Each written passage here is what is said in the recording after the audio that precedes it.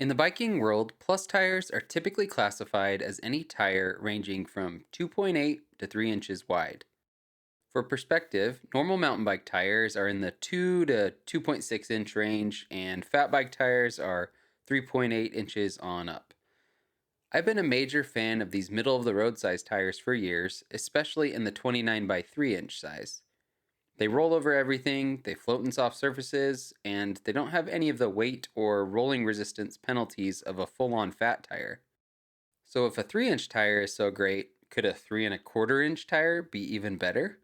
Well, today's your lucky day, because in this video, I'm going to talk about my experience riding this extra plus size tire for the last couple of months.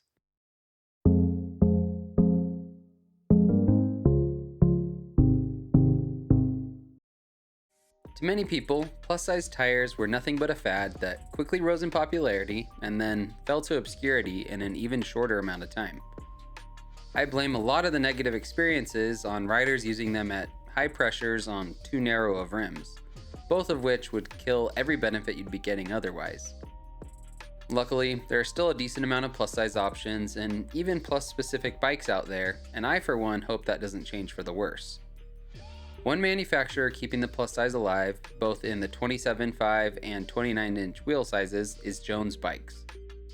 Their SWB is designed around 27 plus tires, while the LWB uses the bigger, and in my opinion better, 29 plus size. To add to their support of the category, they announced earlier this year that they had worked with the Taiwanese company Duro Tires to produce a new version of their Crux. Coming in either 27.5 or 29-inch sizes and a whopping 3.25-inch width, these tires had apparently been popular in the unicycle world. Go figure. Some people had thrown them on mountain bikes, but there was never a tubeless ready version, so they soaked up a lot of sealant and would sometimes weep.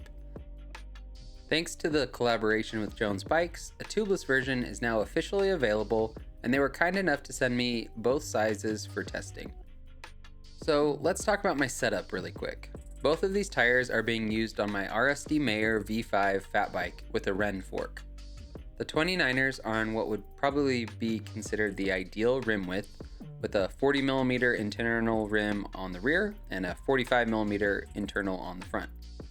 They went on without a hitch, and I haven't really lost any pressure after the first shakedown ride. The 27.5 tires, on the other hand, are set up in a not so traditional way. When I spoke with Jeff about the tires, he recommended I try them on a narrow fat bike rim to see how they performed. Luckily, that's just what I have, so I have them mounted on my fat wheel set, which has a 64mm internal width. This combo was a little bit harder to set up, and it took an air compressor to get the beads seated. But after a couple rides to get the sealant distributed, I haven't really had any major issues with this massive rim width. Before I talk about how I feel about each size individually, I have some thoughts about the Crux in general. While the tread doesn't have big chunky blocks you'd see on enduro or downhill tires, it does give off a pretty aggressive vibe. I was expecting a tire that rolled slowly on hardpack and felt at home when pushed hard on the downhills, but man was I wrong. These tires ride much less aggressively than you'd expect at first glance. They roll well on everything from gravel roads to buff single track, but they're also great at speed in the corners or when things get loose and rocky. I was also impressed with how they performed under hard braking. Big tires are somewhat notorious for breaking loose and skidding rather easily, especially in loose over hard conditions, but these would only start skidding when I was pushing my own skills to the limit anyway. As I've said many times before, tire pressure is crucial with plus and fat tires, and these are no exception. They're more supple than most of the tires I've ridden, which makes for a great ride, but it also gave me some problems with burping sealant on hard turns when my tire pressure was too low. With 29 by 3 inch tires, I typically ride around 11 to 13 psi, and while these are quite a bit bigger, I'm not able to go as low as I originally thought I could. At first, I gave 9 psi up front and 10 in the rear a try, but found it to be slightly too low for my weight as I was losing sealant at the bead. I've since found 10 and 12 to be just about perfect for most of the places I've been riding. It could also be that my sealant has started doing its job after that initial setup, but I haven't had any issues since upping the pressure a pound or two. I even tried 15 psi, which is the minimum pressure on the sidewall, a number I usually completely ignore, but that was way too high and I was constantly losing traction while riding. The faux fat setup with 27.5 tires also gave me a little trouble at first with leaky beads, but I'd expect that with any tire mounted on such a comparatively wide rim. While I found this size to be more playful and a lot of fun, I think I'd rather run these tires on a 45mm internal rim instead. The only time I think I'd like the extra wide wheel is if I was riding in shallow snow, because it does make the footprint of the tire significantly larger. One thing that was super nice about the setup though was that I could run shorter chainstays due to the diameter being well within the norm of fat and even plus bikes. The 29-inch tires were another story. They are so tall.